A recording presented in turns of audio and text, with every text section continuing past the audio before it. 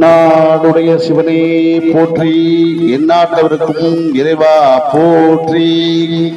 அருள் தரும் ஸ்ரீ பரமகல்யாணி அம்பாள் உடனாய அருள்மிகு ஸ்ரீ சிவசரணநாத சுவாமி திருப்படிகளே சரணம். வேண்டும் வரும் அருளும் ஸ்ரீ சிவசரணநாத சுவாமி ஸ்ரீ பரமகல்யாணி அம்பாள் பங்குனி பெரு திருவிழாவை ஒட்டி இந்த ஆண்டு திருக்கோயில் மற்றும் திருவிழா சிறப்புகளின் முன் தொகுப்புகளை காணொலி காட்சி வாயிலாக கொண்டு வரும் முயற்சியில் ஈடுபட்டுள்ள இளம் சிவனடியார் திரு நாராயணன் அவர்களுக்கு பாராட்டுக்கள். பல சிறப்புகளை கொண்டுள்ளது இத்திருக்கோவில். முதல் சிறப்பு ஐயன் சடைமுடியும் அம்பாள் மரகத பச்சை கண்ணங்களுடன் காட்சியர்களும் சிவசேலம் என்னும் திருத்தலமாகும். இங்கு சிவசேரநாதர் சுயம்புவாக தோன்றியவர் மற்றும் அத்திரி மகரிஷியால் பூஜை செய்யப்பட்டவர் என்பது தனிச்சிறப்பு ஆகும்.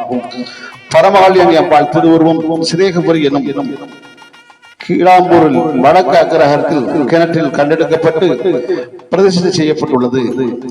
இத்திருக்கோவிலில் சுவாமி அம்பாள் இருவரும் மேற்கு நோக்கி காட்சி தருகின்றார்கள் மற்றும் அத்திரி முனிவருக்கு காட்சி கொடுக்கின்றார்கள். தலம், மூர்த்தி, தீர்த்தம் எனும் சிறப்புகளை கொண்டுள்ள இத்திருக்கோவில் காமிக ஆகமத்தில் இருப்பதாக கூறப்படுகிறது. இத்திருக்கோவில் தலவிருஷம் கடம்பு ஆகும்.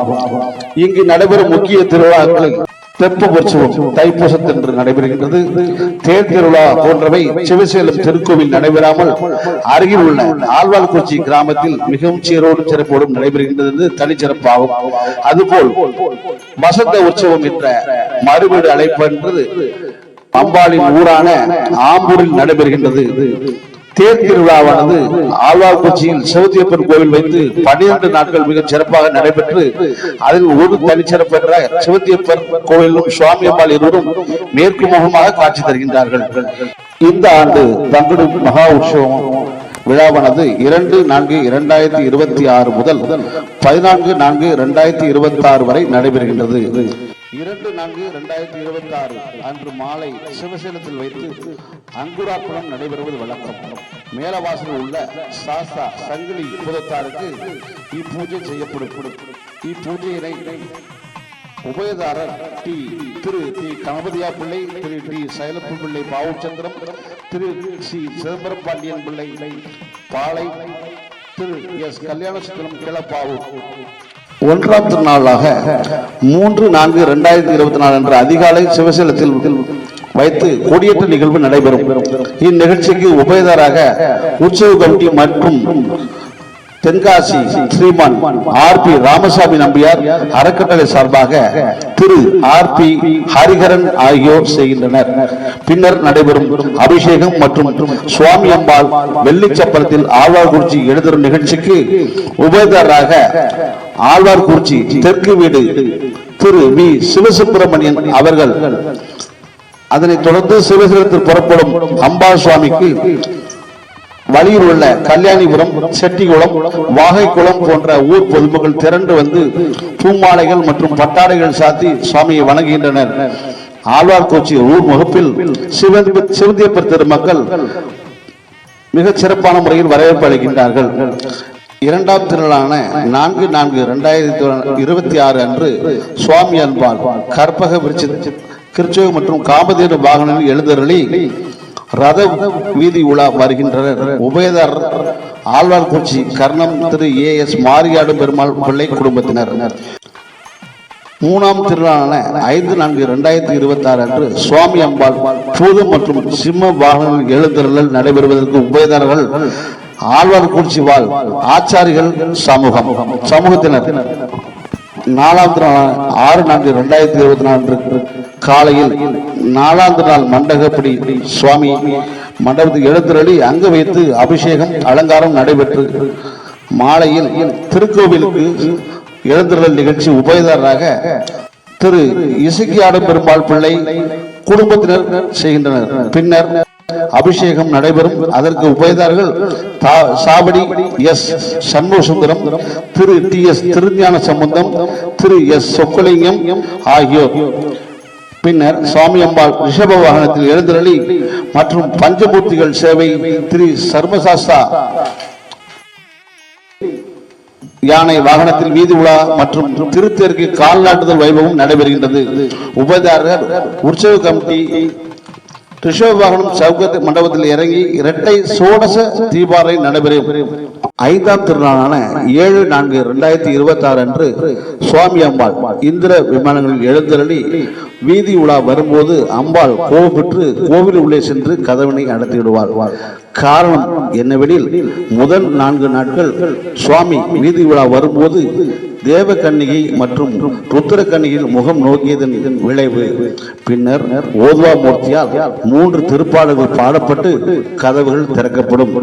பின்னர் சுவாமி அம்பாள் எதிரே அமர்ந்து, அதாவது சாமி மேற்கு நோக்கி அம்பாள் கிழக்கு நோக்கி அமர்ந்து ஊடல் உற்சவம் நடைபெறும். இதற்கு உபயதராக ஆழ்வார்குறிச்சி ஸ்ரீ எஸ் நாராயண பிள்ளை குடும்பத்தினர் 6ஆம் திருநாள் 8/4/2026 அன்று சுவாமி அம்பாள் யானை அன்னம் வாகனங்களில் எழுந்துள்ளதற்கு உபயதாரர் திரு TR குலத்தையர் மேலக்கிராமம் ஆழ்வார்குறிச்சி.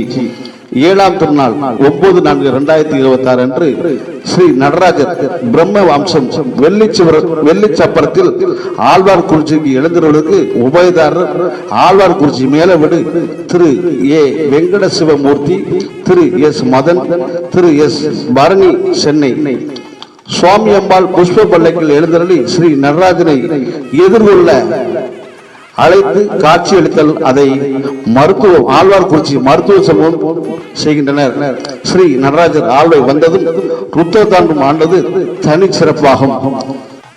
8ஆம் திருநாளான 10/4/2026 அன்று அதிகாலை ஸ்ரீ நடராஜர் வெள்ளை சாத்தி ருத்ரம்சத்தில் எழுந்துள்ளனர்.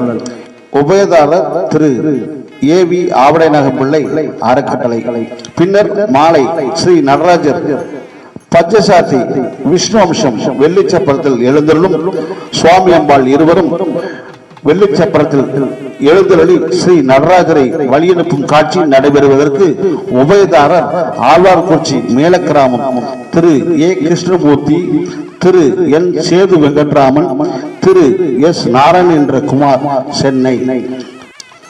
பின்னர் இரவு சுவாமி அம்பாள் இருவரும் புதிய செம்பு சப்பரத்தில் எழுந்தருள்வது உபயதாரராக ஆழ்வார்குறிச்சி மேலக்கிராமம் திரு N சிவசேலம் IAS சன். 9ஆம் திருநாள் 11/4/2026 அன்று காலையில் 9ஆம் திருநாள் மண்டகப்படிக்கு எழுந்தருளல். பின்னர் சுவாமி அம்பாள் கைலாச பர்வதத்தில் கிளி வாகனத்தில் எழுந்தருள்வதற்கு உபயதாரர் ஆழ்வார்குறிச்சி திரு ப சுக்கலிங்கம் சென்னை. 10ஆம் திருநாளான 12/4/2026 அன்று சுவாமி அம்பாள் இருவரும் புதிய செம்பு சப்பரத்தில் எழுந்தருளி திருத்தேர் காட்சி அளித்தல் கடையாணி போடுவதற்கு உபயதாரர் ஆழ்வார்குறிச்சி மேலக்கிராமம் N சிவசேலம் IAS. 11ஆம் திருநாளான 13/4/2026 அன்று ராதாரோகணம் சுவாமி அம்பாள் கேடயத்தில் திருத்தேருக்கு எழுந்துள்ளல்.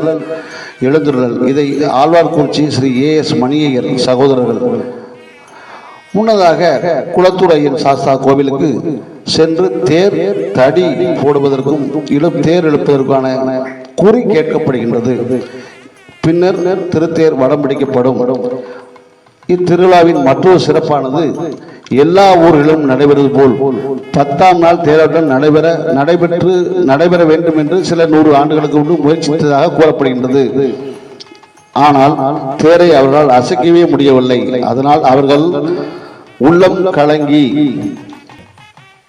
தேரை அவர்களால் அசைக்கவே முடியவில்லை. அதனால் அவர்கள் உள்ளம் கலங்கி தேரின் முன்பாக படுத்து விட்டார்கள். 11ஆம் நாள் காலையில் தேர் தானாக ஓடத் தொடங்கி தன் முன் கிடக்கும் மக்களின் மேல் ஏறி பலரை நசுக்கி நிலையத்திற்கு வந்து சேர்ந்தது வரலாறு. 11ஆம் நாள் ஓட வேண்டிய தேரை 10ஆம் நாளே இழுக்க வேண்டும் என்று முனைந்து நின்ற யாவரும் நசுங்கி மடிந்தனர். இறைவன் சாபத்தால் இத்துக்கல் நிகழ்வு நடந்த அப்பகுதி சாபத்தூர் என்று அழைக்கப்படுகின்றது. தேர் நிலையத்திற்கு வந்தெடுத்த பின் மக்கள் சாரசாராக சுவாமி மற்றும் அம்பாள் திருத்தேருக்கு மேல் ஏறி வழிபடுவர். மாலையில் இறைவன் இரவி சவுகை மண்டபத்தில் எழுந்தருளி 2 சிவாச்சாரியர்களால் வைதிக கோலத்துடன் இரட்டை சோட சோப தீராதனை நடைபெறுகின்றது தனிச்சிறப்பாகும். 12ஆம் திருநாளான 14/4/2026 சித்திரை விசு அன்று சுவாமி அம்பாள் புஷ்ப பல்லக்கில் எழுந்தருளி வீதி உலா வந்து திருத்தேர் தடம் பார்த்து காட்சியளிக்கும் சப்தாபரணம் நிகழ்விற்கு உபயதாரராக ஆழ்வார்குறிச்சி திரு எம் சோடலைமுத்து என்ற மணி அவர்கள், பின்னர் அன்று மாலை வெள்ளி சப்பரத்தில் சுவாமி அம்பாள் சிவசேலம் எழுந்தருளுக்கு உபயதாரர் ஆழ்வார்குறிச்சி குலாளர் சமூகம். சிவசேலம் சென்றதும் தீர்த்த வாரியாகி சுவாமி அம்பாள் ரிஷப வாகனத்தில் எழுந்தருளி அத்திரி மகர்ஷிக்கு காட்சி அளித்தல் உபயதாரர் திரு நாவரசு என்ற நம்பி திருமதி பொன்னம்மாள் என்ற ராதா அவர்கள். திருவிழா காலங்களில் ஒவ்வொரு திருவிழாவின் போதும் கட்டியம் கூறுவது மிகவும் தனிச்சிறப்பு. அதற்கென ஒரு செவிவழி செய்தி உள்ளது.